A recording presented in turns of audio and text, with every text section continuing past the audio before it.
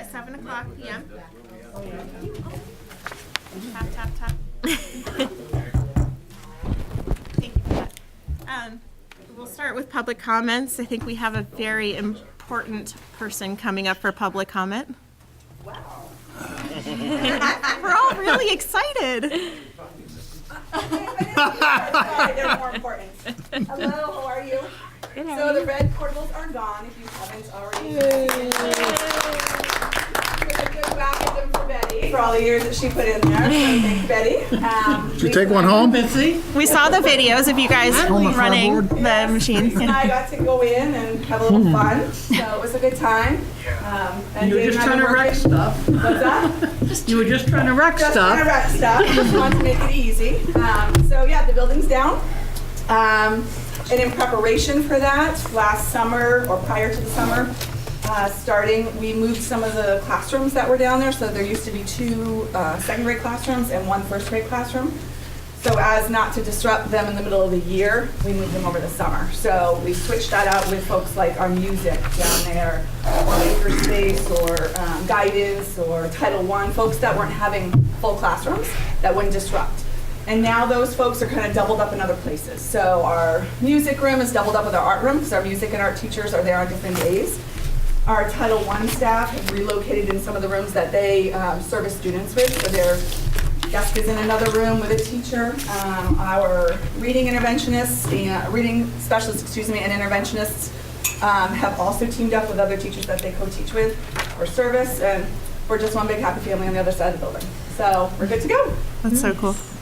So I was feeling old because some people were saying, "Oh, I had second or first grade in those classrooms." I remember when they went up. And I taught in those classrooms, Yeah. so I fully recall what it was like to work down there, and some of the unwelcomed tenants that we had, like the voles and rodents that would run through class in the middle of the day. Get a cat.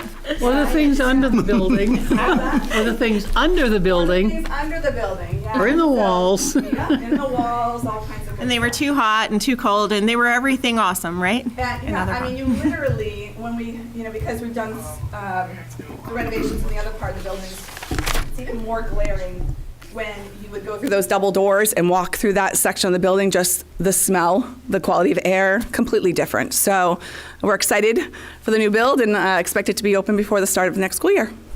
It's very cool. Yeah, thanks for inviting me. Any questions? Yes, Nick? Anything planned for April vacation? Anything planned for April vacation? Like, am I going away somewhere? No, in Oh, terms of the school addition that's going back. David? David? He'll talk to you about the building. Okay, hang on. Work started last week. It doesn't stop. Okay. There's no way we can make the schedule if it stops. We're digging, construction, the fence is up, the kids are safe. Again, going last week was not just, let's do it next week. Missy and I have talked about this, and the whole project actually started last year. And she's a great project manager, by the way.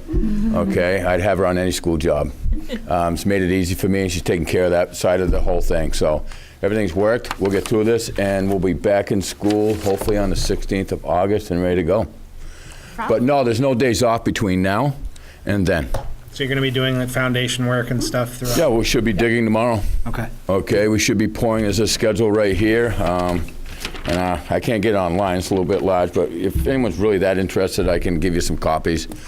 We do have a print being made up of what the building will look like. It'll be on a fence, hasn't come in yet, along with Hard Hat and McMillan and Dew. And yeah, we're gonna pretty it up over there, but for a while, it's construction. And the priority is keep the kids safe. That's why we started last week on the largest part of that. Okay. With the trucks coming in and out. So it worked out well. They're all back. The school is down. They're in awe. And We're good to go. oh yeah, we're happy. We're ready to roll. Okay, It's so amazing what it looks like if you've obviously driven by. It just looks so much better, even without having a building there. So that's the comments I heard today. Wow, it looks so different. It looks so awesome. Like we don't have the ghetto there, as we affectionately call it. she's happy. Look at the smile on her face. She's happy. We're all Okay, happy. so everything's going to go.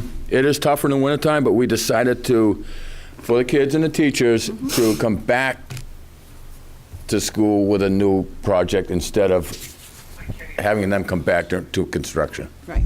So we figured it worked better this way. It was There's- important for us to start that now versus, we knew the project's gonna take the same amount of months, either which way you put it. So we didn't want the school year to start and displace kids into temporary rooms. So there was a lot of thought and effort into doing it this way. Thank you so much. Everybody all Rob, set you with have a that? Question? Thank you. Just All one right. question, do the construction workers have access to the inside of the school? No, that's all locked up, all done. Yep. Thank you. Thanks, guys. All right. Thank you. Are there any other public comments? Good job, guys. All right, we have 2 policies for second read. Scott's not with us yet. How would we feel then about skipping over that just for the moment? So Scott can address any rationale. All right. We'll move on to the board chair report then. We'll get back to Scott when he arrives. He did let us know that he would be a little bit late. I just want to let you guys know that in the next board chair report, there may be a new board chair, but I'll bring information to give us an update on the school board goals. Because in our first meeting of the new board last year, we started talking about having goals. And what we settled on were the 3 goals of student performance, capital improvement plan, and school safety. So we'll do a little recap of what we've done this year on those 3 topics in my next board chair report. I also want to say thank you so much to Sherry, who's here for her last meeting with us. You've been a really great contributor to the group. We're sorry to see you go. When life's not so crazy, maybe you'll come back to us one day. I would like to do that, when I don't have to choose which board I'll be attending. Yeah. And we'll turn it to Lisa for our operations and superintendent's report. Okay. Excuse me, Yes.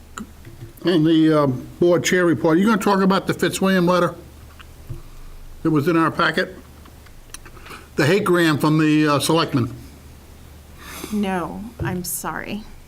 Well, I hadn't planned on discussing that. It was you included. haven't seen it? It was written to you, wasn't it? Yes. It is quite distracting. The letter was in all the packets and was included because it was addressed to the school board. Well, I just want to make one comment in the middle. You can make your, I'm surprised you didn't comment on it, but that's your business. But there was a mention in there about that we were going to sue the budget committee and charge the taxpayers. I don't recall us ever voting on that. And like I had mentioned 2 meetings ago, when I sued the budget committee over trying to take my job away, the school board did provide the attorney for the budget committee. So I think we owe them at least a response on that didn't happen. If you want to put it on next month's agenda, fine. Okay, no, I didn't intend to address it, I'm sorry. I Well, didn't have they that. sure went after you. All right, Lisa? So a couple of things. I'll get to the items that are actually on the agenda. There's a couple other things I just want to bring up. It was brought to our attention that for the Swansea postings only for the open seats on the board and on the budget committee, the term lengths were incorrect.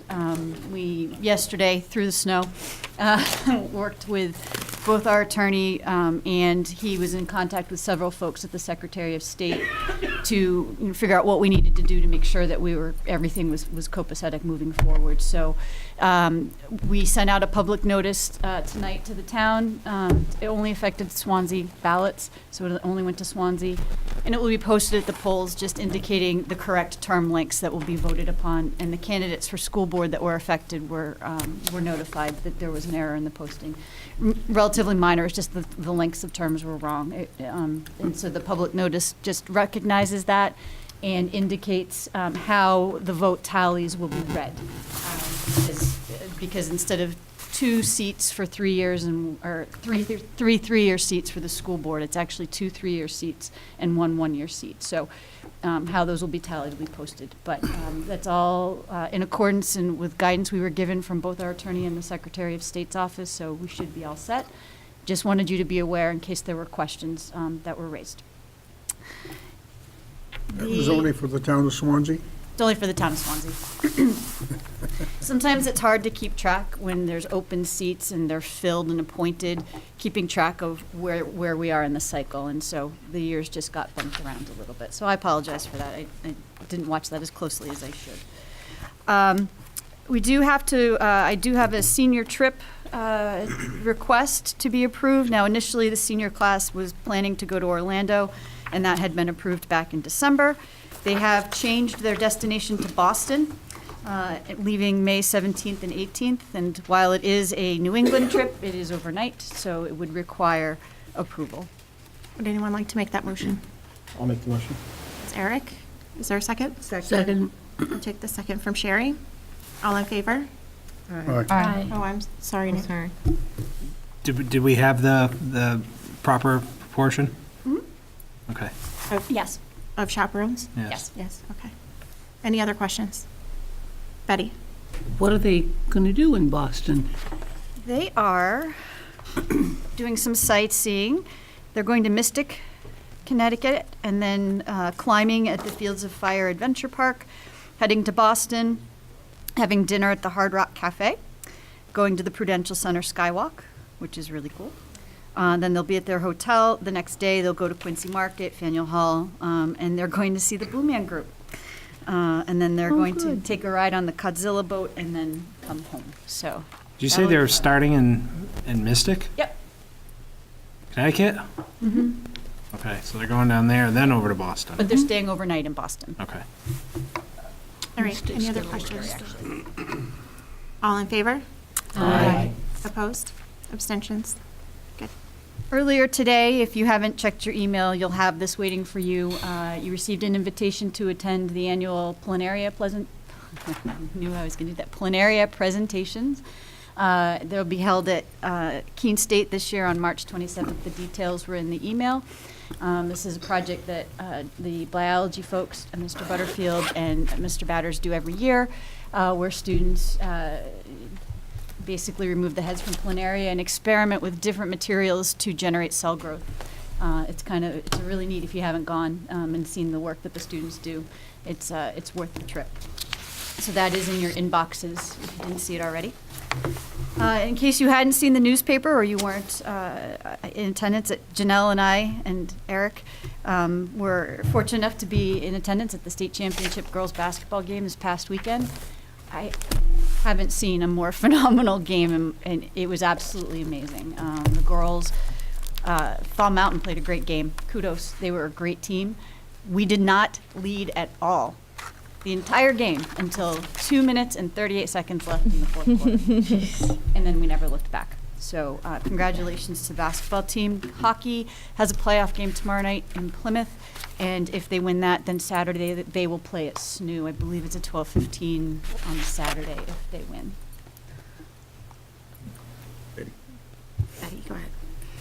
I just have to say, I am amazed at the way the towns turn out to welcome all these kids back, whether it's football or band or basketball, hopefully hockey. It's just really, really nice. The pep band was in attendance as well. They played the national anthem to start the game, which was they did a great job too. All right, Eric? While we're here, can I make the motion so we don't have to wait to buy coats or whatever the group wants to buy for the championship? Is there a specific amount that you want to allot per student? Whatever we normally do, which is what, 75 per person? Okay. And Betty, did I hear the second from you already? Second? Is there discussion on that? Nick? I'm going to vote for it, but where are we on that line item? We are negative. I did bring the budget like you requested. Sorry, just a second.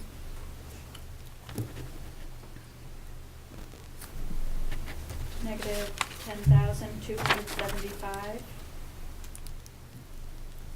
on that line, but it's because our students have been so successful this year. So, good and bad. Other questions? All right, all in favor? Aye. Opposed? Abstentions?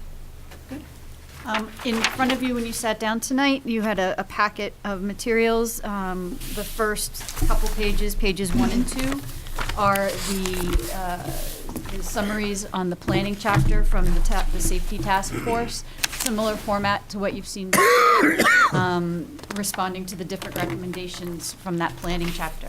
One of the things I did want to call out that we are nearing completion on, which is, it might seem like a small thing, but it's really, I think it's going to be really, really beneficial to the district.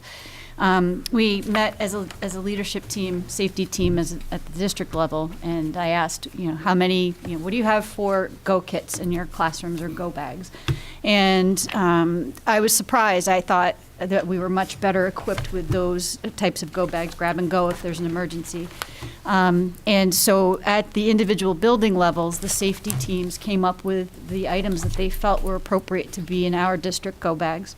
And we met as a team, we refined the list, and we are in the process of securing all of the materials and enough bags to outfit every single space in the district, not just the classrooms, but the common spaces. Similarly colored bags, so that when we have substitutes that might sub in different buildings or itinerant staff, the bag will be in the same place, it'll be the same color, easy to find in case of an emergency. So Can I make a suggestion? I met with a T1D group, it's type 1 diabetes, and they had suggested similar go bags for their students with sugar pills and something to stabilize sugar if the student has a diabetic emergency. If there would be space in those bags for that type of material, then maybe it would be a good addition. In the bags where we know we have students that are known diabetics, the nurses also provide, the nurses have their go bags as well, and then in those specific classrooms with students that may have very specific medical needs, those items are also provided. So both, we can really look at that from both ways.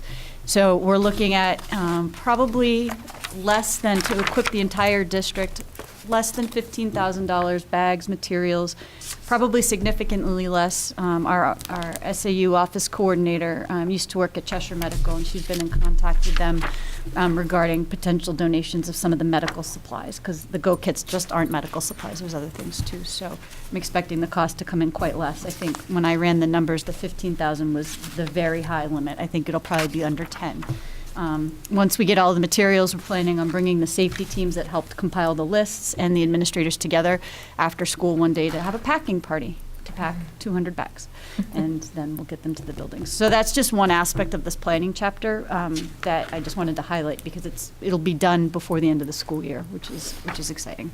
So if you were to give us a grade on this particular aspect, using whatever grading method you feel is appropriate as an educator. Competency. I'd say I think we're a 4 on a scale of 1 to 4. I mean, there are certainly, when you look through this, there may be recommendations that you see that we don't meet completely, and some of that is by design, and some of it are things that we're working on. But I think for the most part, if there are things that we feel are important that are on this list that we're not doing, we are working on them, and so I think that's an important piece. And there may be some recommendations that aren't appropriate, not necessarily just in this chapter, but in some of the others that we've looked at, that we've said, yeah, we hear it's a recommendation, it doesn't really work the way that it's written here. This is how we're approaching it. So I think we're in really good shape overall. But on this one, the teams at the building level and the teams at the team at the district level has done some good work. Rob? The only one that comes right out at me and jumps that, it's problematic from a timely fashion is number 15. If we had an incident where parents and students were looking to be united, we don't have a clear methodology for doing that. I fear that would create hysteria. We have methodologies that just aren't articulated in a plan. So part of the process, part of the template that the state gives us to submit our local emergency plans is the reunification plan. Ours is just, it's light on some of the specifics that the state plan asks for. But each building does have alternate locations. They do, they have those in place, but it doesn't exist in the articulated format to the granular level of detail that those plans ideally would have. So when we met with the Joint Chiefs over the summer, that was one of the pieces that we indicated that we we're going to work on moving forward. When the plans were due for submission this past fall, that was something that the state said that these are pieces that we know most schools have in bits and pieces. The idea of submitting the state plans is to help you coordinate all of those pieces. So our next piece of coordination is that reunification, not just at individual district schools, but across the district. Thank you. Yep. Any other questions about this? Betty? Do you have the money to pay for the materials for the go bags? Mm-hmm. Okay, good. Yep. Various supply lines. We're all set there. You said they were about 15,000 for 200 of them? That was my high estimate. I think it'll come in under 10. Because I think I initially estimated at 250, and then when we got the actual count, even adding a slight buffer to 200, so it'll reduce that high end. Who's spearheading that project?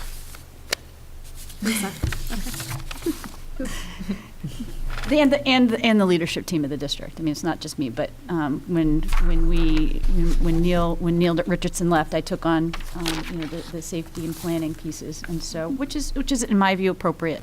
And so we've also had with the district team, we're working on door lettering and door and window numbering.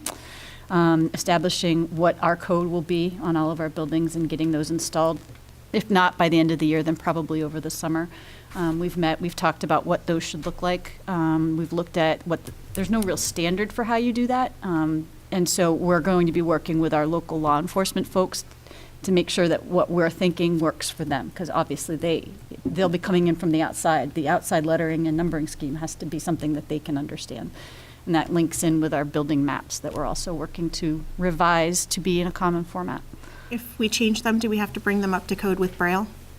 No, this is just for emergency purposes when emergency responders are looking outside to be able to say, I know I'm in the library and I know what numbers those windows are, so I can say to a emergency person, I'm at window number 10. Nick? Have we looked at any external funding for some of this stuff with Homeland Security? I see in 14, we talk about some of the 3-year plans. Mm-hmm. We have gotten grants through the state. The Public School Infrastructure Fund funded a lot of our safety upgrades, cameras, window film at all of our buildings. We're still in the queue for a couple of other grants, or just one now, Troy. We're still in the queue for one for Troy. I believe that the upcoming budget cycle at the state, they're looking at putting more money into that public infrastructure fund so that we can then go to the next level of what we felt that cameras and film were sort of those high impact items. We take care of cameras and film, and those have a very high chance of having a positive impact if there's an emergency. So what are the next tier items that we would look to go for those grants for? And those are, like I said, those are state grants. So there has been some. Anyone else? Good, thank you. Okay. I also did want to make an announcement. We got notified today that, as you know, we receive throughout the course of the year reports from the Department of Education on how we're doing in special education on the different indicators of the data points that the state looks at to determine if we are compliant. We received notification today that on indicator 11, which is the timeliness of the initial evaluations when kids become eligible, we are 100% compliant, and it was a letter of congratulations. So I did see Kathy Woods today, and she was pretty excited, and I wanted to make sure that you were aware that we are continuing on our trend of maintaining our compliance in special education. Good. Good news.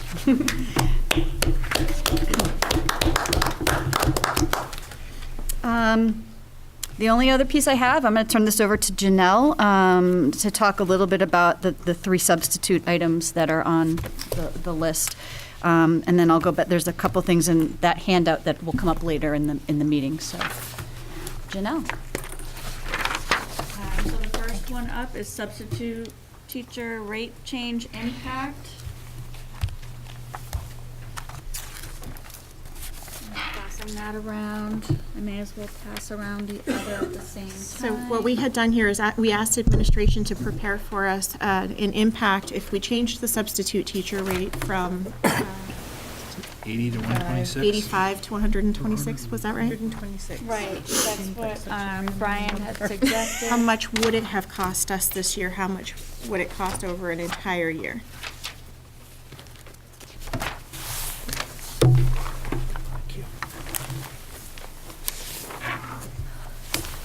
So based on what we have paid to date, the $85 a day, it's roughly $25,000.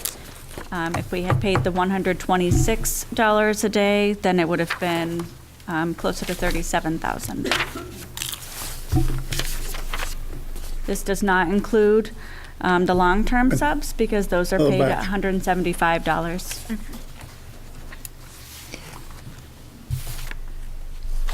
Do we lose a lot of subs based on that rate? Is that why we're looking at that? We don't believe so. We've done a little bit of digging since the last meeting, and we are definitely in the ballpark for all of the area schools for what we are paying. For teacher subs in particular, we pay $85 a day, which is the same as SAU 29, and that's more than Hinsdale, Jaffrey Ringe, and Conval. Fall Mountain pays $80 a day if a person does not hold a teaching credential, and they pay $100 a day if they do. I did inquire if they felt that increased their response rate, and I didn't get a response in the affirmative. For support staff, we pay $75 a day, which the vast majority of districts pay.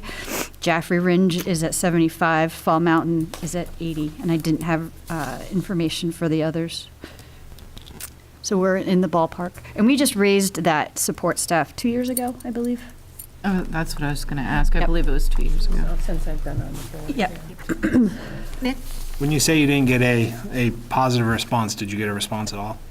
To Fall Mountain, no, she didn't. I asked the question about whether that increased her response rate, and she didn't. She answered a different question, but didn't answer that one. So Okay. I haven't had a chance to follow back up with her. Okay. You just didn't call her back, right?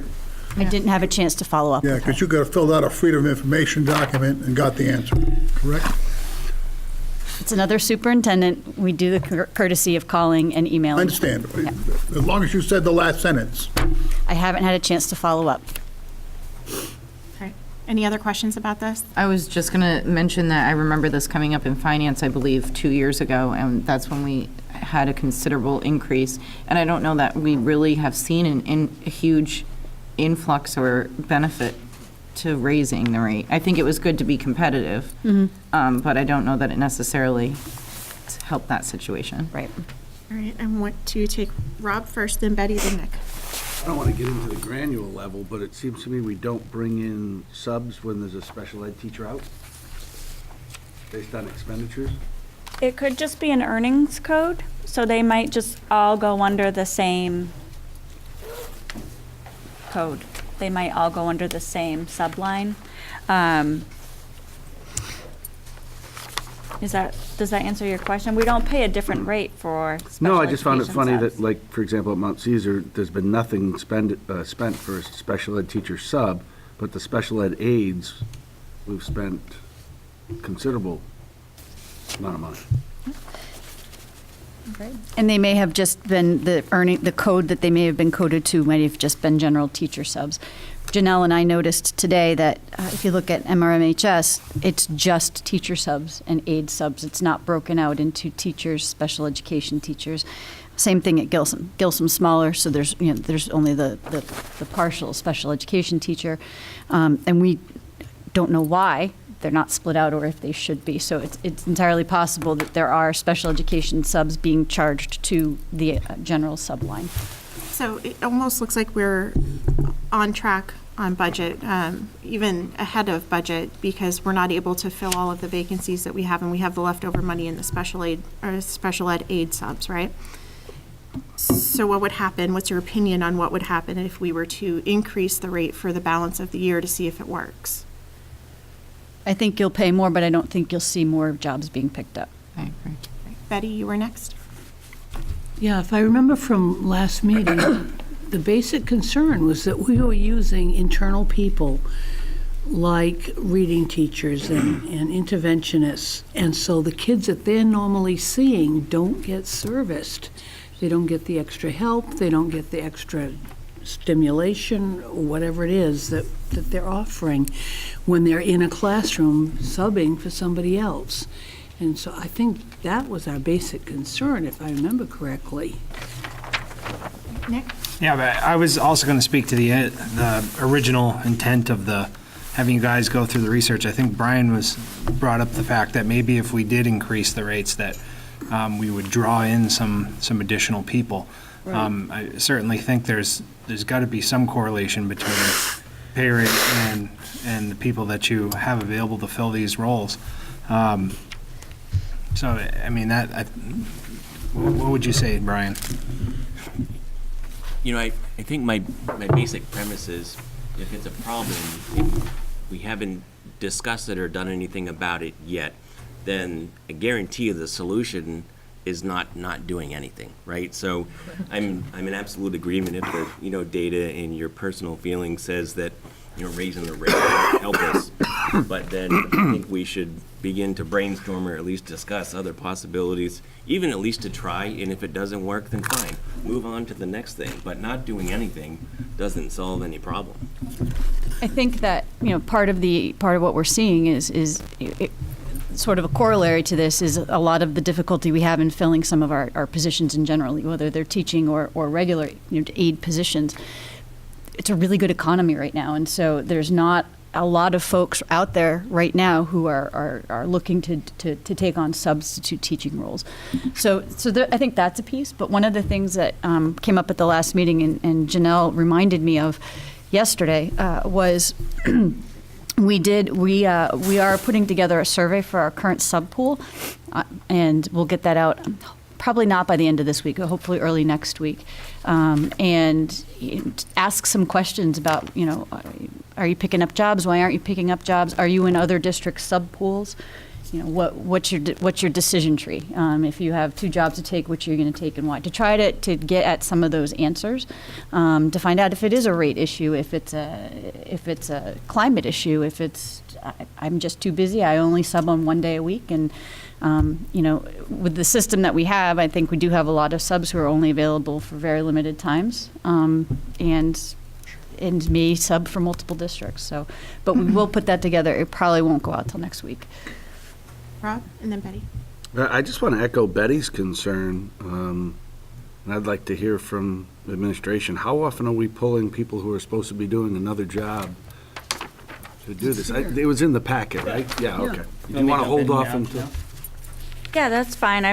I gave you my pieces of information. I'm happy to answer any other questions that you have, but Jeremy has that piece. That's the blue chart, right? Yeah. Gotcha. All right, Nick. Yeah, but I definitely don't want the board to take this off the table as a possible solution. But to echo Brian, I think this should be an agenda item next week, because it doesn't sound like we have a solution tonight, but it needs to be addressed. Neil? You said you couldn't get that survey out this week. Can you get it out next week? Because, I mean, if she gets answers to that survey, that may answer some of the questions. So why have another discussion of it before she gets her responses? I'm hoping to get that out next week. I have to put it together. And do you think a week on the street will be enough? It doesn't sound like it, but Well, your call. We'll blast the email a couple times and try to get people to respond quickly. It depends on response rate and willingness to respond. Betty, and then Sherry. I believe in the past, long past, that there was a time when college students who were working in the school as a method student or a student teacher were allowed to sub like 3 days a semester. I mean, there was a cap on it, and we worked with Keene State, but it was people that were in the building and knew what was going on, and especially if it was a classroom that they were assigned to. So I don't know if that's a possible option of a way to alleviate this. We currently do have interns from Keene that do sub on a daily basis, and actually, whenever we have long-term subs, that tends to be where we draw our long-term Okay. subs from more often than not. Okay. Sherry? Just a quick Google search, I got the Bangor Daily News that says, increase in sub pay does not draw more subs. In that case, that doesn't mean that's the same for us, but I don't think we should overlook the efforts of others to go down this road and see what results they may have had. Scott? Was there any, I'm sorry I arrived late, was there any discussion yet of the idea of hiring permanent floaters? Not yet. I think if you look at the data that Janelle provided, the first sheet, the short sheet, the one that just says teacher substitutes at the top, if you look under the column under days, Janelle could probably explain this a little better than I can, but that's not that's teachers and days of school. So if you look at Mount Caesar, for example, we've had 43.5 subs. So that's we've had 100 and some odd days of school, and that represents, I don't know how many teachers. That's not a lot of positions to fill. So I think if you carry that same logic looking all the way down from the elementary standpoint, I'm not sure that the vacancy issue alone supports having a floating substitute in those schools. We need to dig more into the number at the middle high school. It's obviously the biggest building. So I'm not sure, and I want to look at how many of those days are actual student days, although I guess it would be student days if it's on this list. So, because we were talking about professional development days before, but they wouldn't have been included. Karen? I was just wondering if we're going to continue this conversation, whether it be next meeting or the meeting after, could we also get the data on did we increase it all when we increased the pay 2 years ago? How did that correlate? The fill rate? Yeah, I know it was a significant increase, but I also know we were lacking behind the other districts at that time. But how much did that help? The fill rate for aides. Right. 2 years ago. Can I have Jeremy jump in with the data that was in the packet at this point regarding classrooms? I had a question specific to this. Okay, go ahead. Am I understanding this correctly? Looking at this sheet, teacher substitutes, for instance, the school of Troy, we only had 8.5 days where we had a substitute. These do not include long-term subs, so if there are any long-term subs, then those wouldn't be included. So just at random day throughout all the school days, we only This had. represents is, for Troy, it's 8.5 days that we paid someone $85 a day. Because that was the question, is what would be the difference between paying the $85 and the $126? So that's exactly what this It represents. doesn't reflect the number of days that we needed a substitute. Right. Yeah. And we know that Troy, from the data we had last week, off the top of my head, it was something like 40% fill rate or. That's a fill rate. And so the data that I included is really going to explain exactly what you're asking. And So it's more like 20 something, where it would be the actual days in which we would probably fill if we were able to have 100% fill rate in Troy based on last year's data. Probably around 20, something around there. Because it's 40% fill rate, I think it was for Troy. Yep. Yeah.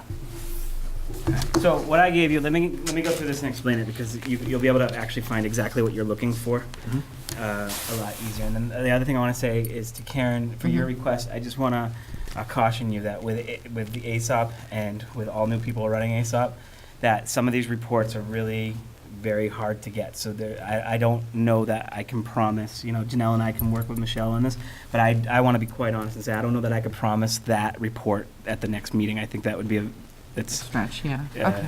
It would be a stretch with everything else that's going on between now and then. But I just want to be honest about that. Okay, Give it thank to you you. straight up, that it's going to be a little bit time consuming to pull it out. Okay. Because it's not as, It's not a button to push. I wish it was, honestly. All right, so what I gave, you guys asked to go a little bit deeper than the answer, specifically the question, how often are we pulling from others to fill classroom positions? So what I went through and did was dug down and looked specifically at classroom teachers only, and did it over 101 days because it was the end of the week and it seemed like a good number. So I went to the end of February 8th. So the packet's blue, it's numbered, and it's labeled. I'm on page 1 of 4. And I apologize for being a little bit small, but I wanted to get all this data in one place so it was easy to see, or easy to read.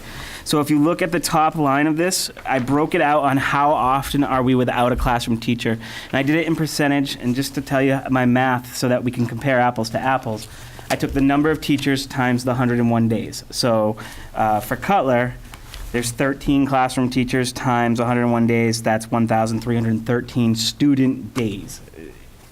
Understand what I'm saying? And of those 113, or 1,313 student days, 92.75% of the time the teachers were there. The classroom teachers were there. So that means that 8% of the time overall, or just under 8% overall, 7.25, were there. So that's how often the classrooms were left without a sub. If you take that 7.25 and you break it out, we were able to fill with an outside sub from our sub pool 4.59% of the time, which means that overall this year we've pulled from other positions to fill those roles 2.67% of the student time. Okay. So 97% of the time we haven't had to pull reading specialists or paras or other things. Emerson is, I'm not going to read them to you, but you can look across. One thing that really became quite clear to me as I was looking at this data, because of the question I was being asked to answer, was how often we have long-term subs. We've had a lot of long-term subs this year. We've had need for a lot of long-term subs, and it's pulling from our pool. Right. So when you have 3 or 4 long-term subs, that just made your pool much smaller right there. And you know, going through it, I can see where we have long-term subs and where we're, if we go into the weeks. So what pages 2 through 4 are all the schools week by week, so you can really see how it played out. Some weeks, for some schools, we had 100% attendance rate, no need for any substitutes. And it goes down through the week. I did the student days just so you can see, again, so we can compare apples to apples, so it doesn't matter what size the school is. And it really helps because, you know, we're not just talking full days or half days. We're talking about sometimes teachers leave for an hour, so that counts as 0.13 of the day. You know, they have to leave at the end of the day for a doctor's appointment or 2 hours, and they put in for sick time for a couple hours, and that doesn't count as a full day. So that sometimes gets lost in the bigger reports, and I wanted to give it to you in that granular so you could really see the percentages. With that in mind, Jeremy, does that include if a teacher has to step out to go to a special ed meeting? No. Or none of that is captured here? No. Great. No, we don't. That data we would not be able to give you if you asked for it. I don't want it, but I want to make sure it wasn't in here. We'd have to do a totally new data collection to get that. With this, I was like, well, how many teachers? Any other questions right now? That's why we got all this. I'd have to go compare to the other reports, but Troy looks great on this report, and it looked terrible in the last report. Well, so what this... So now I can't remember why. Yeah, I can tell you exactly why. So Troy has a really high attendance rate for their teachers. Their attendance rate for classroom teachers, and again, I'm only looking at classroom teachers, has been 95.02%. And but they have the worst. Guys, stop hucking rocks at the wasp nest. Yeah, no, I'm good tonight. I'm coffeeed up. But they have the worst fill rate. So of the 5% of the time that they needed to fill, they were only able to get an outside sub 2% of the time. So that's why they looked terrible last Where time. your 40% comes from. Yeah. So Troy's having a very tough time filling their position. The reality is they've got 1 or 2 subs who work there consistently, and they can only cover so many roles. I can tell you the question came up last week, how big is our sub pool? Our sub pool is well over 100, but we have 63 active substitutes who have worked this year for us. So 63 across the district. Not as, it doesn't sound as good as what I told you last time, which was over 100. When I actually really dug into this data, I went, well, we've only actually, of those 100, only 63 have picked up jobs this week. And a lot of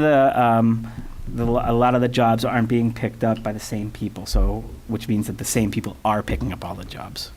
We have, each school kind of has their go-to sub that will show up every time. Jeremy, what do you make of the Gilsum numbers? So the Gilson one's hard because you're only looking at 3 teachers, And we have And- one long-term. and one of them needed a long-term sub. So it really affects their numbers.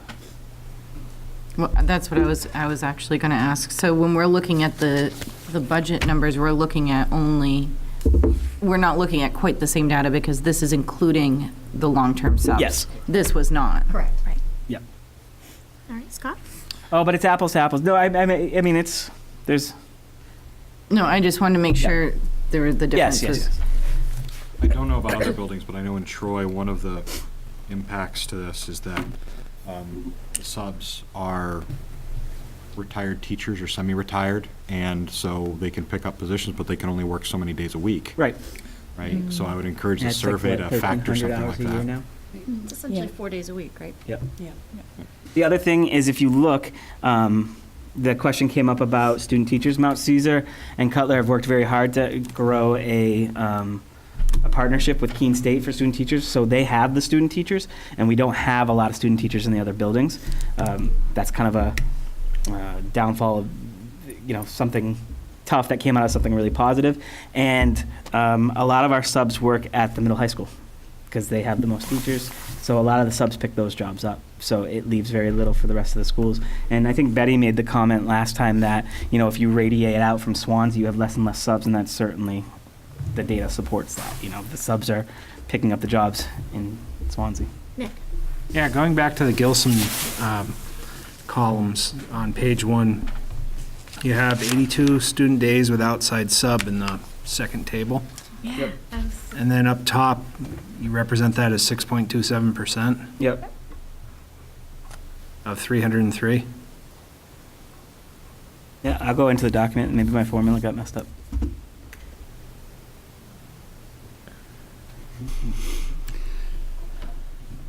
Any other questions while he's looking at that? Just, who do we use for internal, the word internal sub sounds awesome.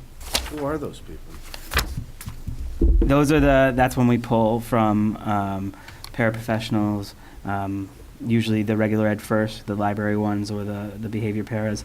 In Troy, it's often the behavior para or the library para.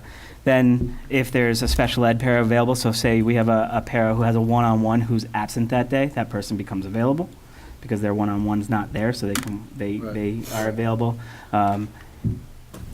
Interventionists are often pulled, and then, last resort, reading specialists are usually pulled There's no last. contractual issue there because that's not what they were hired to do? Not necessarily, no. I think There might be, but no one's ever raised it. I think that, Other duties as required. Is there that clause in the contract? It's not been an issue with any of the collective bargaining units. Well, that's an hourly job anyway. Pay or go home, right? If I don't take that job, I'm going home. I would imagine for that. any other questions? All right. No, it's supposed to be 19. Nick, I'm sorry, that should be 19. It just pulled in from the wrong column. The top is not formalized to the bottom. The top I just put there as an explanation, and I pulled in from the wrong column. The top is correct, and that's formalized. I'm sorry, could you repeat what exactly you were just? So it should be student days with outside sub at Gilsum should be 19. The bottom table under Gilsum, third box down, 82 is actually 19. Okay. Thank you. Good catch. All right. I think that's it. And that's all that I have. Yeah. And there is no need for non-public after regular session this evening. All right. Before we get into differentiation follow-up, let's jump back to the policies that we have for second read. Yeah, we saved it for you. Oh, thanks. You're welcome. Yeah, thank you. You're welcome. And if there are blank sheets from our most recent discussion that were passed around, if they could come back again, Scott didn't get them. Extras, you mean? Yeah, extras. I think Eric has them. This is just extras. Hand those to Scott. No, just these. They're extra ones just for Scott. You sign for them? Not yet.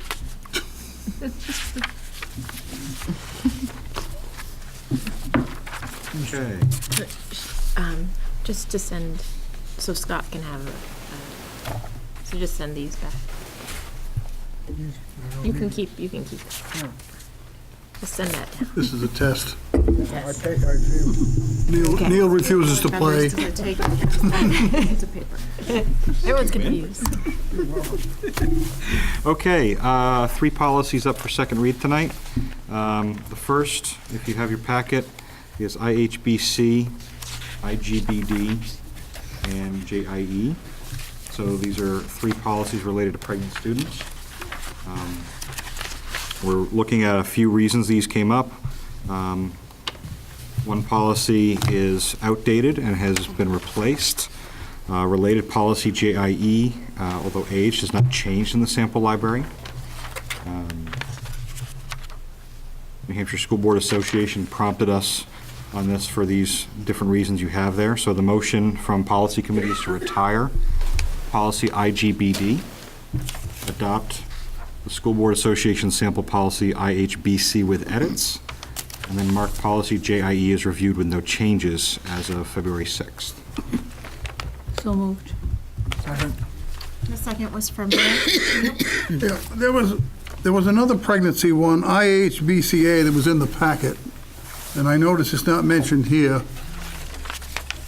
My just question on reading it is, it mentions a student nurse here. What does that apply to in the school district? A student? And if you want to look at it later and come back to me, fine, but student nurses can't be a nurse here that I know of. I wonder if that's just a typo and should reference school nurse. Oh, it says regular nurse and student nurse, and it's in IHBCA. Third paragraph. Paragraph's not numbered, so I can't help you. Again, if we would just follow the same policy on all this stuff, number the paragraphs, number the pages, or initial number, letter on the paragraph, things would be a lot easier. I don't see where this is. I don't know. We don't see what you're talking about, Neil, but Oh, I see it. It's a paragraph down, I think, from what, IHBCA, you said 4, third 5. paragraph? 5th paragraph at the I end. wrote down third paragraph, but it could, This determination. oh, third paragraph from the bottom is what I said. Oh, there we go. Student nurse. Student So nurse. I don't think we have that role in our district. You're not allowed to, are you? We You don't can't have- hire a student nurse. We don't have that role in our district. Yeah. we could Because you easily can't. strike it and pass as amended. Is that the part of the motion, this particular? I didn't hear Yeah, the that motion one. is to adopt that sample policy, the second page in the packet, this IHBCA, that has that paragraph. And I would strike that out of there Is that if it was friendly? me. I'd feel Betty, more I think you made the comfortable. motion. I did. So I'll accept it. Okay, thank Is you. it friendly? okay, got it. It's a good catch. Sorry. I would feel more comfortable if we just take that one separate since we're making amendments to it, and then if we want to pass the others as is, pass it as a separate motion, just for your. So we're only focusing on the one motion right Oh, now, okay, which is the okay. consolidation of the I previous. thought we were student doing policy. all of them at the same time. It's just Okay, 3 in thank you. 1. I gotcha. So it's yeah, That's why I confusing. was confused. Okay, so the motion is the cleanup of the 3 policies related to pregnant students. We have the friendly to strike out the role of student nurse. Yep. Is there anything else on the pregnant students policies? All right, all in favor? Aye. Opposed? Abstentions? Good. Okay, so then we're on to policy EHAB. This is data governance and security. This is a new policy created by the School Board Association in response to some recent RSAs that have passed. I'm not going to read through it. Hopefully you all had a chance to. But the motion specifically is to adopt the sample policy with the edits and recommendations the committee received from the administration. So moved. Second. It was Brian and then Rob. Nick? Just a question on section C about the school's information security officer. Obviously, we're going to have this giant administration where we can have somebody has a dedicated role for that, but oftentimes that's overlaps with your director of technology. It will. And in here, though, we've changed NHSBA's recommendations to have it defined as a responsibility of the director of technology and change it to a designee of the superintendent. And I'm just want to get the rest of the board's input on that. It concerns me a little bit that you don't have that defined in policy for your director of technology. In general, policies should generally state superintendent or designee. Superintendent is the only position that a district is, well, there are a couple others, but in terms of management, is the position that is required under law. And so not all districts have a director of technology. It's not required. And so the superintendent would need to designate somebody else. And so it's more of just making sure that it's not dictating you have a particular position, because it's not a required position under any other state law or approval process. Does this require you to designate someone in the absence of our director of technology?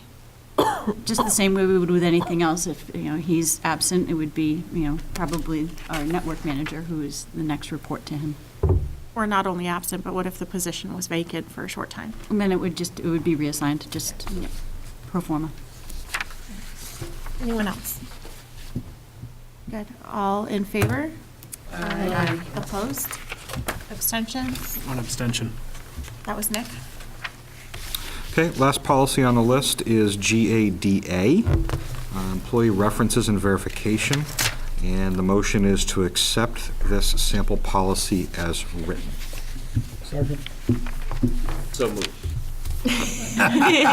Test. That was Brian who moved that. The second was Winston. Discussion? All in favor? Aye. Opposed? Abstentions? Thank you. Differentiation follow-up.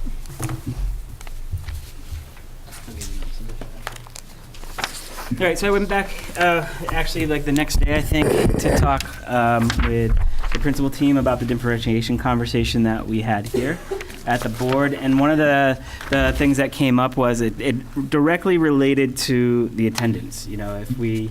If we had better attendance and we weren't needing to pull, then that would happen. We talked about also that this idea of differentiation and making sure that we're meeting all needs, not just kids who are struggling, but kids who are excelling, is part of our evaluation plan and is something that the principals are working for. As you know, we put in a new evaluation plan this year. It's our first year using it, and it's something that all of the principals felt confident that was being monitored and watched.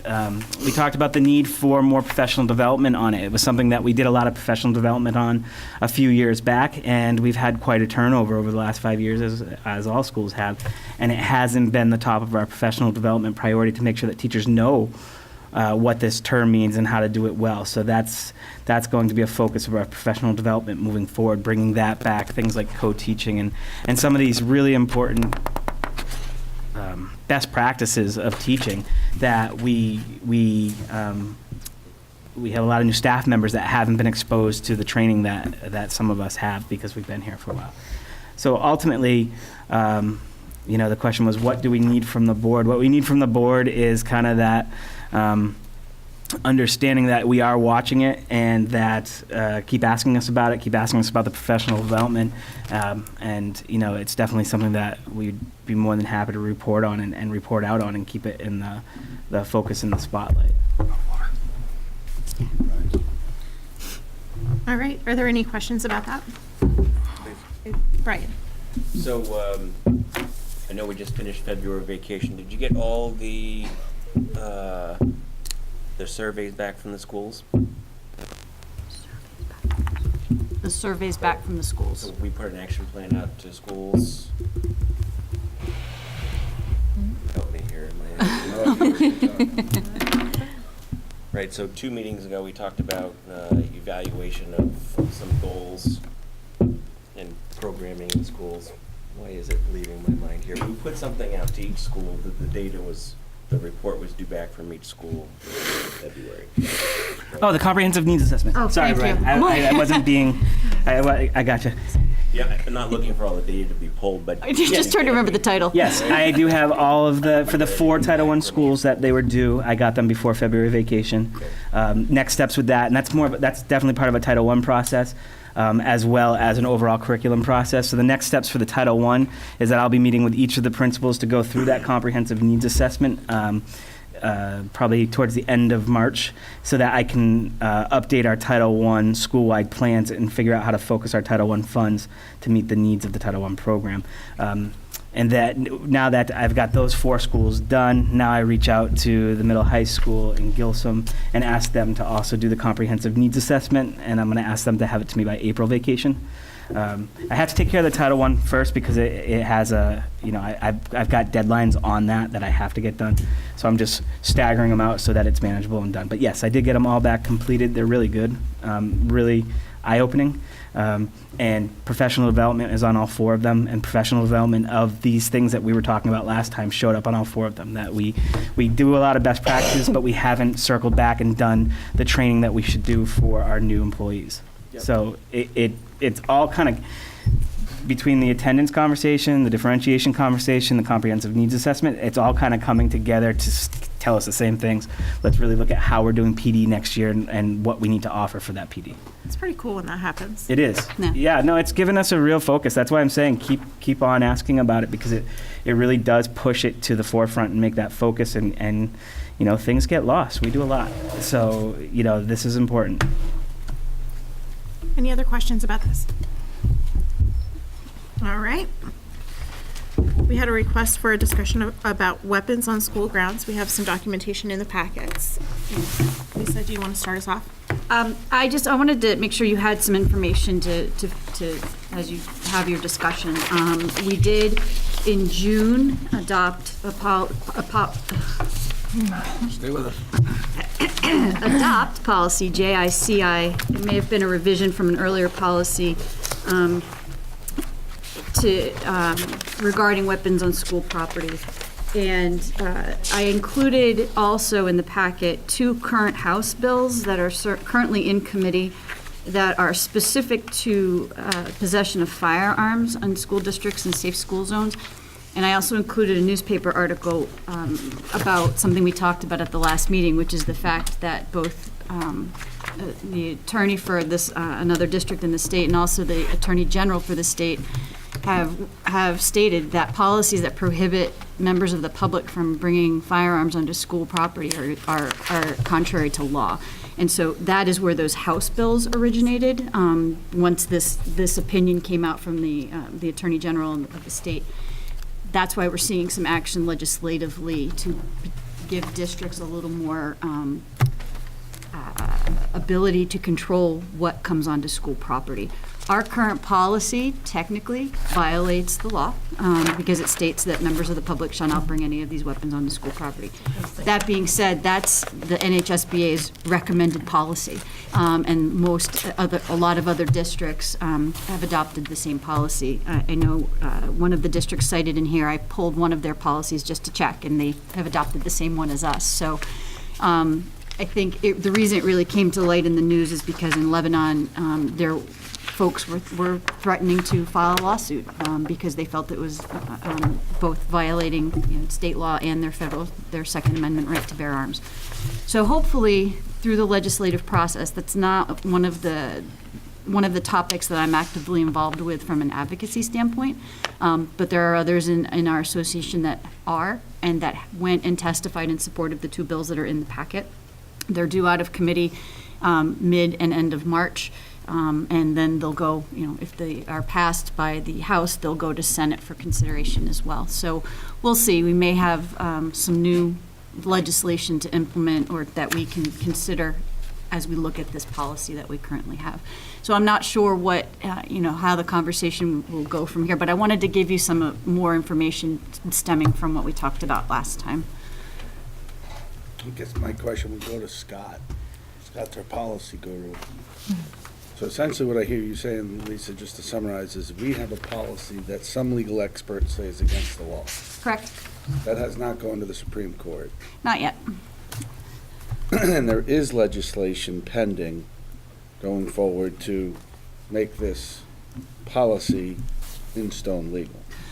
Maybe not our policy as written, it depends on if the bills end up But some level revised. of But some level of, Prohibition of firearms on campus. well, some level of control for local districts to decide what they want to do.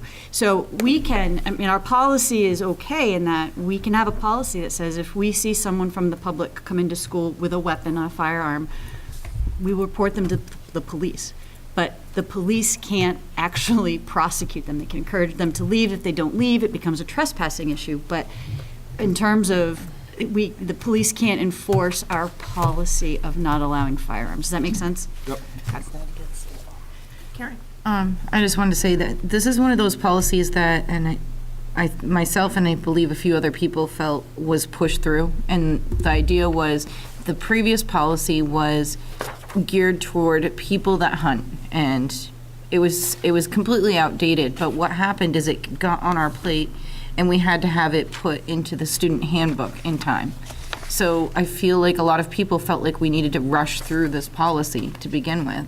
And one of the big concerns I had at the time was, I personally don't think it's correct for us to tell students that they can't have self-defense items if they're not intentionally using it as a weapon. I think having a self-defense item is important, and essentially this policy is saying it applies to students and members of the public alike. I remember that night saying, I guess technically I shouldn't be here because I carry self-defense items. And I just think that this policy should be looked over much more harshly. I definitely agree when we're talking about clear-cut weapons.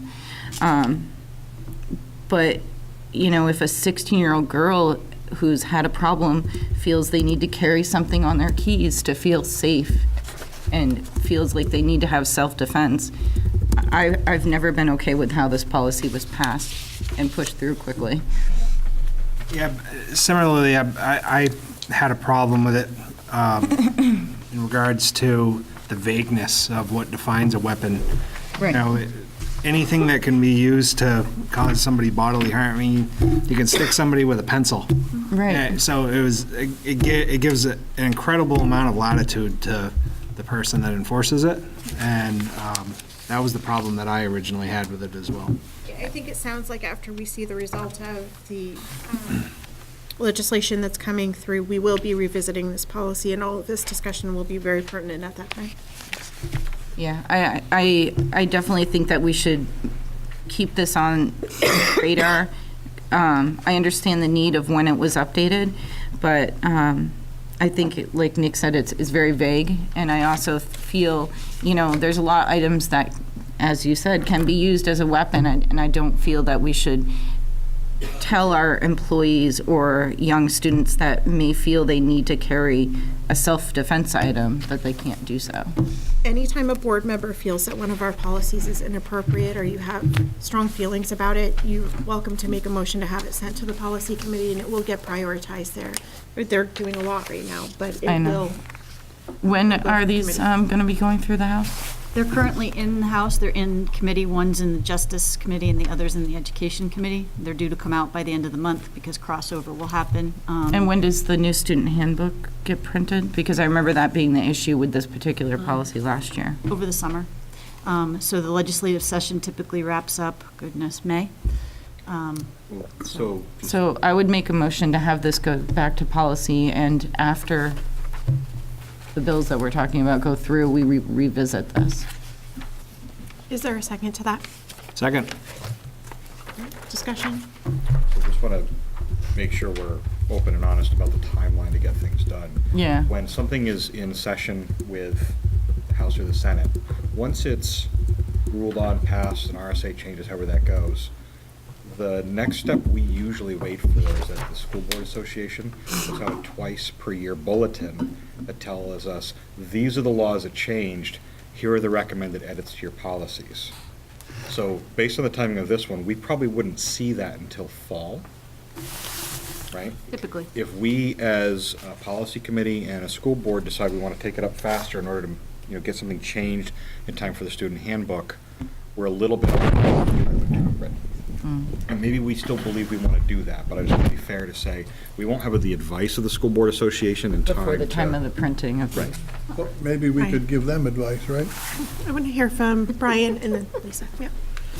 I think if collectively as a board, we can come together and agree on a stance we want to take, I support not waiting until, the bulletin comes from the state. I mean, if it's something we feel strongly about and we can agree, I support, anything that we can discuss openly and come to an agreement on, to do that. So I don't see, maybe waiting for the bulletin once a year is encouraging our enormous backlog we have right now of policy. And so But putting a reserve the right to revise our policy when that recommendation were to come out. Correct, and then we could issue an addendum to the handbook. We post it on the website. Go ahead, Karen. So my motion was to send this to policy. In light of what Scott was saying, I would like to revisit it before our handbook's printed again, in light of what I had just brought up, and also that last highlighted statement, and the information Lisa Witt. Second. We've already got the motion on the floor. Yep, so. Is there any other discussion? All in favor? Bye. Aye. Opposed? Oppose. Abstentions? Was it Cheryl? Standing their ground in her last. I know. And that is JICI. Thank you, Scott. About now. No, you never Gotta had. get your name in the last one. So that one is Hoorah. 9.6. Okay. Next on our agenda, Future of committees. I think, Rob, this may have been your agenda Sorry, I item. missed what you said. Future of committees. I was helping out our chair. That was Scott's job. I was typing a note. No, so yeah, correct. Rob, you asked that we put on the agenda that we talk about where we're at with committees and potentially where things might go after the board refreshes in a couple weeks. I think in particular, the future of finance and facilities. No? Committees as a whole, I mean, we've had trouble filling committees, and we've got some people, not me, pulling, I think of Betty, she's on every committee there possibly is. Boy, Winston too. And Winston, yeah, right, and I don't mean to leave anybody out. But I just wonder if revisiting, and we talked about this a little bit last year, if we revisit the purpose of committees, not that the committees don't do good work, but it seems when the committees bring, and I'm guilty of this as well, when the committees bring back a recommendation, we rehearse the whole thing all over again. And so, like, to be on a committee and to get work out of, time out of work, that's kind of a big deal for me. I don't know about for other people. Time is valuable, and there's a couple of committees I think that are really, really valuable, but I'd like to hear everyone else's thoughts. I think I saw Kristen first and then Brian. Well, I was just thinking, I don't know if this conversation is one meeting too early because the board does reset at the next meeting, correct? And there's a committee assignments at that meeting. Right. But I don't think we can't decide on what committees we're going to have for the next session today, can we? Wouldn't that have to be something that We can talk about the format of the committees. We can't choose who's going to be on them. We can't do any sort of assignments or anything like that. Well, but we can't change the policy, though. Right. The format of the committees is in our policy. Winston? Yeah, right. I hate to see too many committees eliminated because we end up here hashing it out at the board. And we may not have the up-to-date information when we do that. By going through the committees that comes in, they've talked it out, and it's the democratic way of giving a first read, second read, which is our policy. And I don't remember many policies being hammered back without a legitimate reason. All right, Brian. I don't see why we have to change the format. I would just be curious, if we had committees this year, and I don't know either way, I'm just thought off to my head. Yes. if we had committees that we sent an item to that we did not get a motion back within, this year. So if we're not getting action out of committees, and I think it's, a part of our due diligence to review and see if it's, a committee that's making sense and taking time and assignments out of where we could, potentially be putting board members somewhere else, to do that. So if we have committees that we aren't seeing much out of, then why have that committee? Lisa? That got louder. The policy establishing the committees, it's not, the policy doesn't mandate the committees. The policy is permissive. It says the board may have committees. These may be the committees. So it's not a hard and fast. It's not a mandate. It's a permissive policy. Scott? Yeah, so following on to that, the policy calls out that we may have 8 specific committees. We currently only have 7 of them active. And then it also calls out Cheshire Career Center. We don't have a technology committee active right now. We sort of folded that into education. Does anybody feel that there's a specific committee that is seasonally, like right now, defunct? We can always bring it back. We can always reactivate it.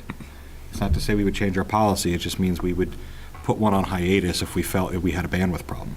Betty?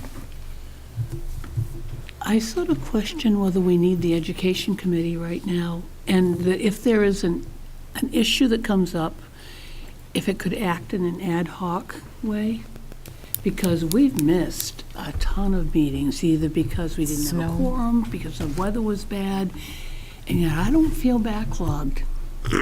And on that particular committee, The hands flew up on there, so. sorry, Jeremy's educational report has been bringing us all up to speed on so many That's things. really taken a lot of the need, I Sorry to think. interrupt. Dick was next, and then Karen. I do think there are a couple of really important committees, obviously the negotiations committee, your finance committee potentially. But I would really, as was said earlier, a lot of the stuff gets rediscussed at the board meetings anyways.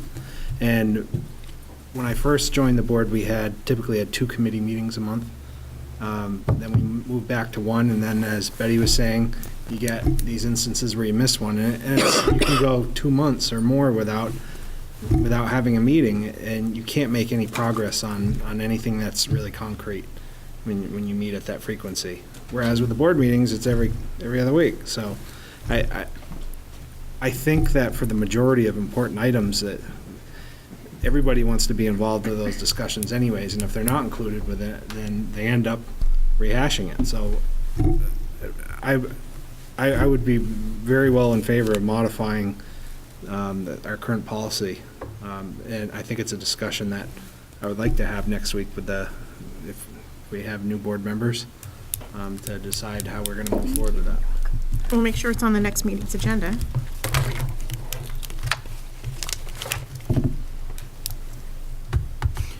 So I was just going to say, I completely agree, Betty. Part of the problem has been the snow. For whatever reason, it seems like it's always Tuesdays are during education, finance, and facilities.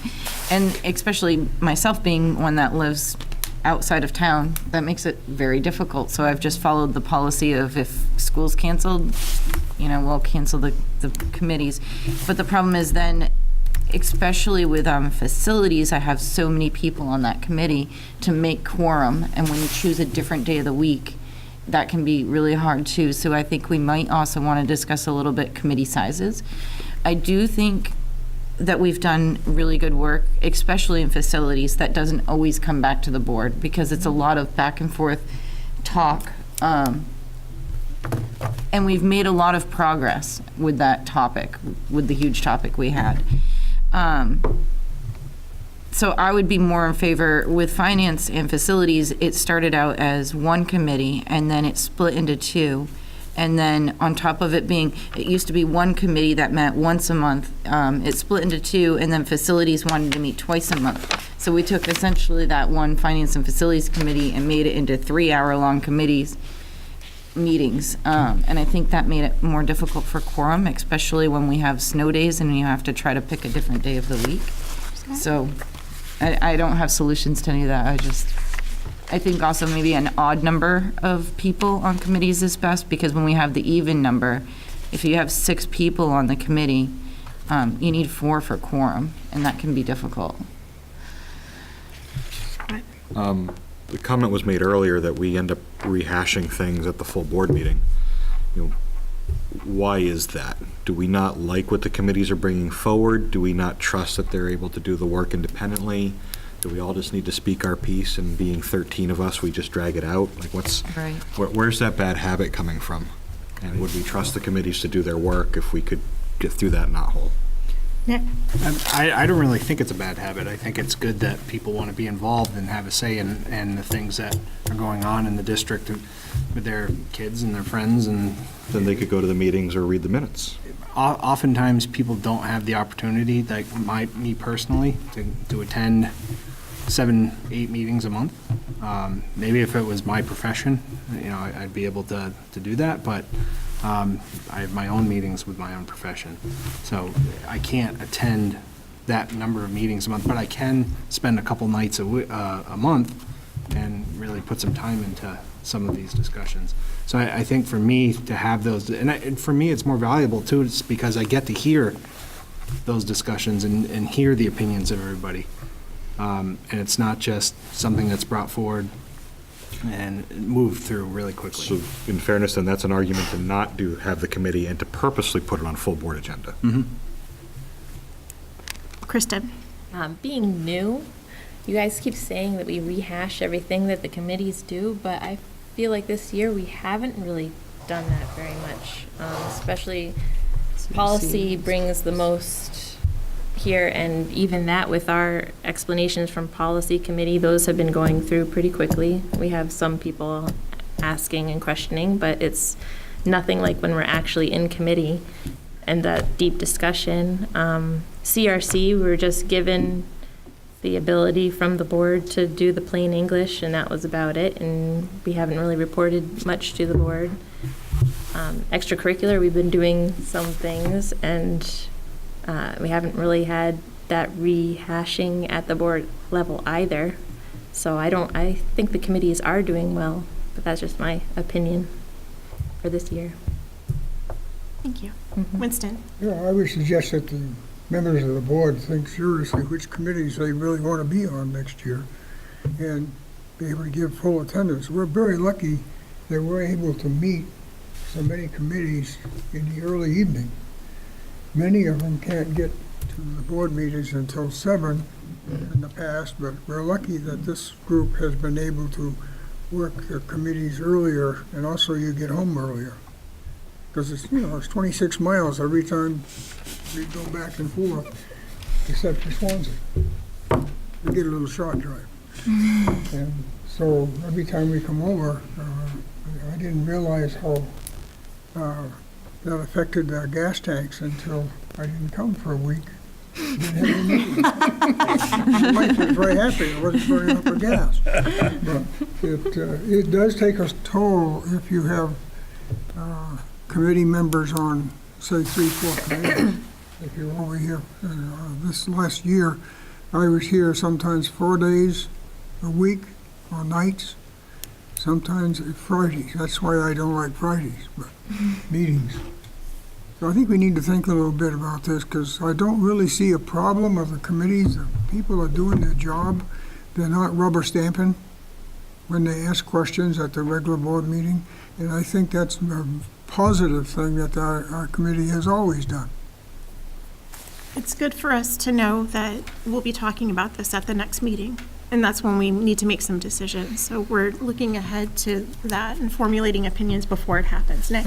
I just have one other thing. When we have that discussion, I'd like to get input of administration as well, because they're dragged into it as well. And I'm sure that you would have a formula for how you can be most effective in bringing information and how you spend your time. So I think that's going to be a valuable piece of the discussion as well. All right. Anything else on this? We did have a request from Neil to discuss when warrant articles can last be amended. We do already have a policy on that. You had requested a policy, so a copy of the policy that we've got is included in the packet. That's this thing here, right? Yeah. Okay. Could I ask one thing? We put on the agenda, maybe to mark the document that goes to the line, so we know that's what you're going to bring up? So I get first comments? So, yes, but I do want to draw your attention to the fact that in Lisa's packet, she not only put a copy of the policy, but she highlighted and she marked it up just as you requested. Well, she might have marked yours up. I didn't get any mark. That's all right. I read it. Okay. I got first comment. So I'll say number 6 can't be true because you can't mock up petition warrant articles. And I don't know whether you're going to vote on these as new agendas or new policies or what. Why does this document exist?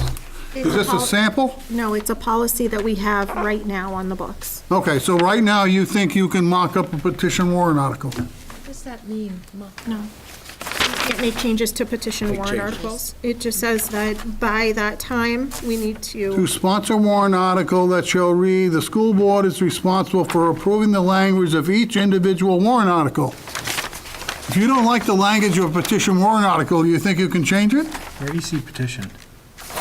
This isn't related to petition warrant articles. the deadline of the Well, second but I mean, Tuesday in that should be, January. the wording should be fixed. So- I see what Neil's saying. He's Okay. saying, Yeah, I know what the you're saying. deadline doesn't apply to our warrant articles. Yeah, maybe there's more words in the real one, I don't know. But all I know is the document you gave me is not true. Number 7, love it to be true. But does that mean it's going to be true? DRA So- has a word in that. So when this. We should finish our work by December. We shouldn't be having a meeting on the deliberative session day discussing items.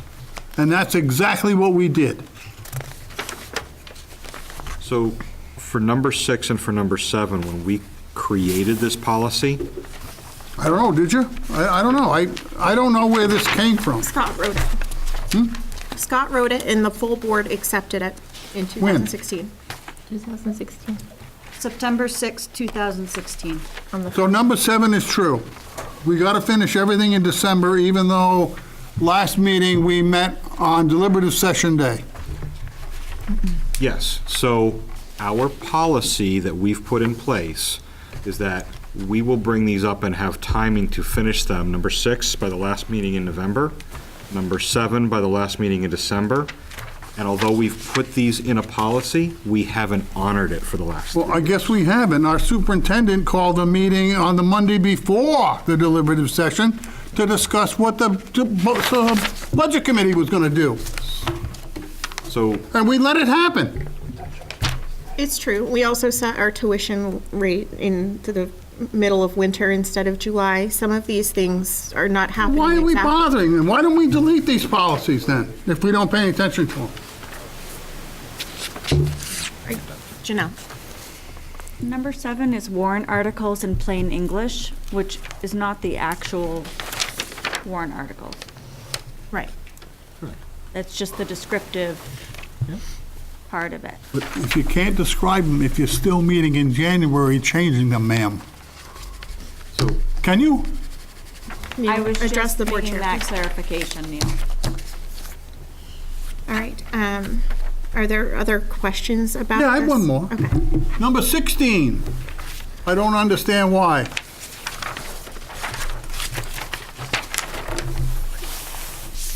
End of year accounts payable by the first meeting in June.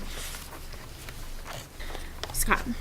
So what ends up happening is the board does not meet to approve manifest and to approve payments as we get into the summer months. So similar to how we've authorized a superintendent to hire in the late summer to make sure we have all the right warm bodies in time for the school year, we authorize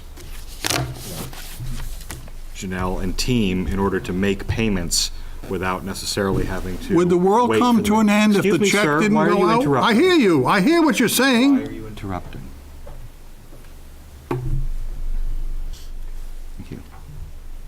So we have these in place so that when we get to those different times of the year, we as a full board don't go through the full circle argument again of why do we need this? Why do we do this? What have we done in years past? We decided to put these recurring motions on paper so that we would always remember to bring them up in the right timing and not be caught flat-footed without having addressed it and then having to call an emergency board meeting. That was the motivation of writing these. All right, Winston. Yeah, I think it's just a matter, we forgot we had these articles and to use them. Timely, so maybe we've been refreshed coming September when we start all over our cycles again, and we might use them. Yeah. Doing what we do in number 7, and I mean actually doing it, calling meetings late, calling meetings 3 or 4 days before the deliberative session is actually illegal. Because you're supposed to post every meeting in every town in 2 places. If you send somebody something on Saturday, they're not there. There's no clerk there on Saturday in Roxbury. There's no clerk there in Richmond on Saturday. There's no clerk in Gilsum on Saturday.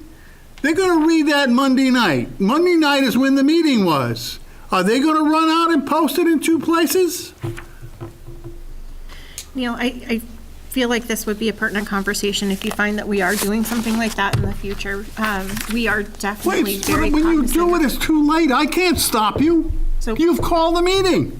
We know the open meeting law. We know it well, and we do all of the requirements. We do get it You posted. do in not town. do all the requirements. Right. Janelle, aren't you supposed to get a letter from each clerk saying that was posted? We do have that. Huh? We do have And if they that. don't tell you that it's posted, We received all of those confirmations. you didn't receive all those confirmations because she couldn't do it on the day you told her to do it. She gave you a confirmation the next day. All right, we're going to move on to the next topic. Thank you. Which is, is this too early to discuss recycled percussion? At least please tell us what's going on and what the news is. Okay, so there was a Facebook, it looked like a contest to see who, what schools should have recycled percussion, which is, I don't know if everyone's familiar with that. It's a band. I think they were on one of those reality TV Yeah, they're shows and famous. won. I can't remember which one it was. They're really good. But they're from New Hampshire, and there's a big following in New Hampshire, and so there were quite a few people from Emerson School who nominated Emerson School to receive this program of the band members coming, and they do something called Kindness Through Chaos, and it's all tailored to your school, and it's anti-bullying and inclusion based program, and they do their music, but they also have like a keynote speech and different things like that. So since quite a few people did nominate Emerson, our interim principal did get a call from Recycled Percussion saying that they were chosen. However, there is a $5,000 fee for them to come and do the program. So I wasn't sure if the school board could help in any way. The PTCO does not have that amount of money. I think we have less than $1,000, and that's with things scheduled to happen and different things already budgeted for. Our box tops, we're getting $250 more for that, but that's, a drop in the bucket.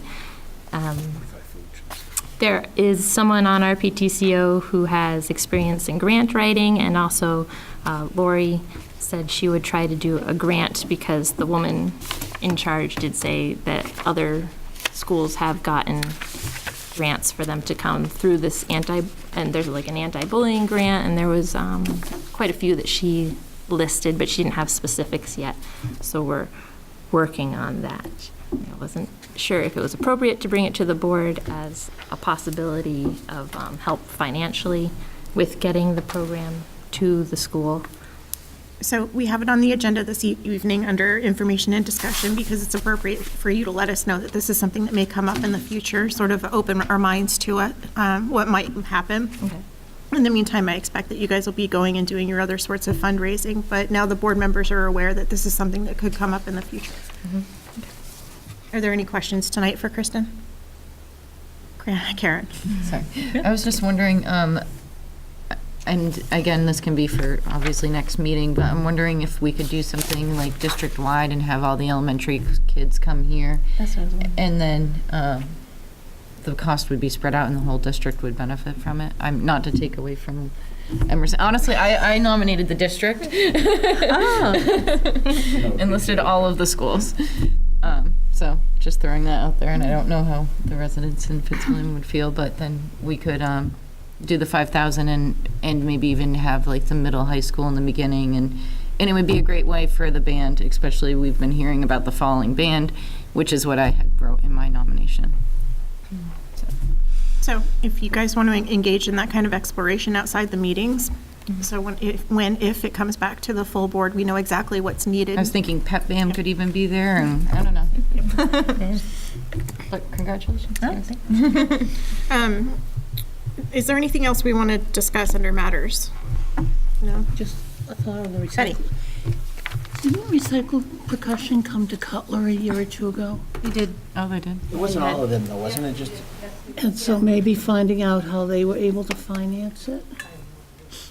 It was they had box top funds that were left. They had a lot of box top funds. So it was box tops primarily, and I believe PTCO was the rest. And there may have been a small amount from the principal's budget, but it wasn't a significant amount. Thank you. Thank you. So the last thing I wanted to bring up, and I should have done it under my board chair report, is that I've had some requests from board members to begin school board meetings at 6:00 p.m. That might be out of my hands, but I want to raise the issue that that's something that could come up at the next meeting when we're discussing the school board calendar and timing of meetings. So start to formulate your thoughts on that now so that we don't have to sort of wade through your whole thought process when we get here to the next meeting. Okay. All right, consent agenda, February 19th minutes. Motion to accept as written.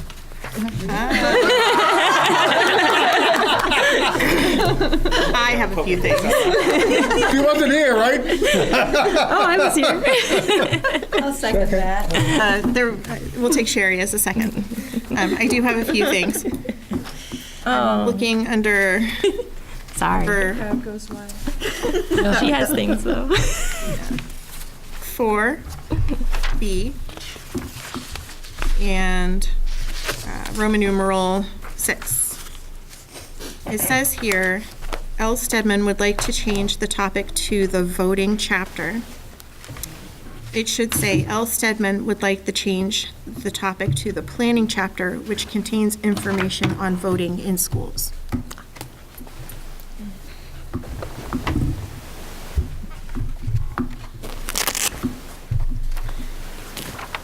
And now on the very next page, at the end of the first large paragraph, the last sentence, S. Peters would like to ask administration what we can do to enrich the elementary students.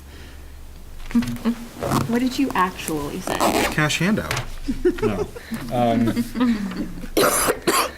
To provide more enrichment for the elementary students.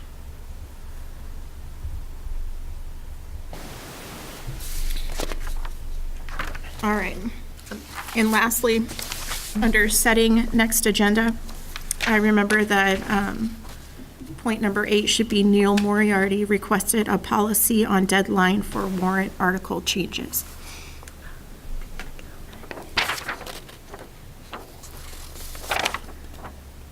That's it. Kristen, you're sure you don't have anything? Sorry, I missed all that. Anyone else? Would the motion and the second take those as friendly amendments? Yes. Yes. Any other discussion?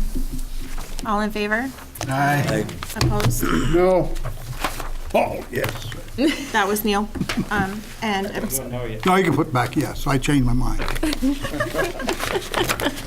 abstentions? Karen is abstaining. And Eric as well. Manifest? I'd like to move the manifest in the amount of $1,850,907.43. Second. The second was Karen. Any discussion? All in favor? Aye. Opposed? Abstentions? So far, for next meeting, I have to revisit a survey on our substitute fill rate, talk about student teachers and some of the other ideas that came up. Comprehensive needs assessment, that would be the first meeting in April, right? To revisit that? I'm going to be able to report out on Yeah, that. okay. We need to discuss the composition of committees. We'll induct members before the meeting. We're going to be nominating chair, vice chair, SAU, chair, vice chair, all of those. I'm hoping we can cover the training chapter for the school safety document. Lisa, training chapter, can we do that? For the next meeting? Yeah. That'll be the last one, and then we'll be through it all. Okay. And goals, Karen? When we talk about the committees, I know we talked about restructure and whatnot. Could we also discuss maybe listing what days of the week and what times the committees meet? Because I remember this year, it was really difficult. Everyone signed up for what they wanted, but didn't know when the committees typically met. So then there was this confusion of like, oh, can we swap with policy? And these people are on these committees, can we have them back to back? So I feel like there was some confusion. If we could figure out set dates and times ahead of time, it might sway how people feel about what committees they join. I was thinking we could break out the whiteboard and literally Yeah. lay out the 6 committees.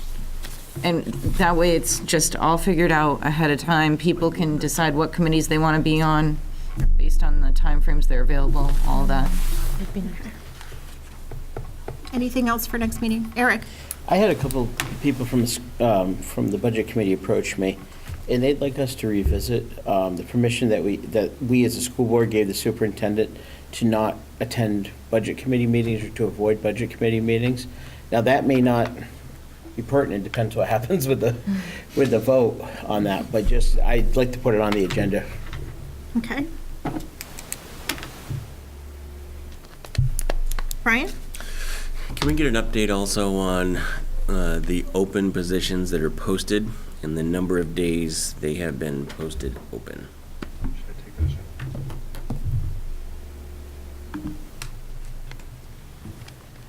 Scott? Depending on how the vote goes, we may or may not need to recast the negotiations committee. Wait, what? And then we're starting to get a lot of agenda items, but, our next meeting really is the organizational meeting, so we should think about if any of these can be pushed off till the following. I know that extracurricular and policy committees have both been talking about doing a presentation to the full board, like a year in review, like what we've done. And typically, this is also when we bring up the charters for each of the committees. So I wonder if we could carve enough time to not only talk about the forming of the committees, but let's talk about what the committees are doing, what they've been doing. Is that what the board wants them doing? And, that might be 10 minutes per committee to kind of go through all that, but it could be an hour well spent to really get real about which ones we want to have active. Right, because if we're going to restructure, we'll need that information. All right. Just as part of that discussion, I'd like to have